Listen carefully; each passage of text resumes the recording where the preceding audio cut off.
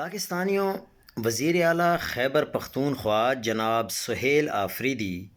اور پاکستان تحریک انصاف خیبر پختونخوا کے صدر جنید اکبر سمیت 6 رہنما کل patron in chief Imran Ahmed Khan Niazi سے ملاقات کے لیے اڈیالہ جیل پہنچیں گے۔ بیرسٹر علی ظفر نے وزیر اعلیٰ خیبر پختونخوا اور دیگر رہنماؤں کی فہرست اڈیالہ جیل انتظامیہ کو ارسال کر دی ہے۔ اب دیکھنا یہ ہے کہ کیا کل دوبارہ ان تمام صاحبان کو عمران خان سے ملنے کی اجازت دی جاتی ہے یا نہیں، کیونکہ اگر اب بھی اجازت نہیں دی جاتی تو خیبر پختونخوا میں ابھی بھی حکومت کا سسٹم ہے وہ کمپلیٹ نہیں ہے، اور کابینہ بھی ابھی تک نہیں بنائی گئی، حالانکہ عمران خان نے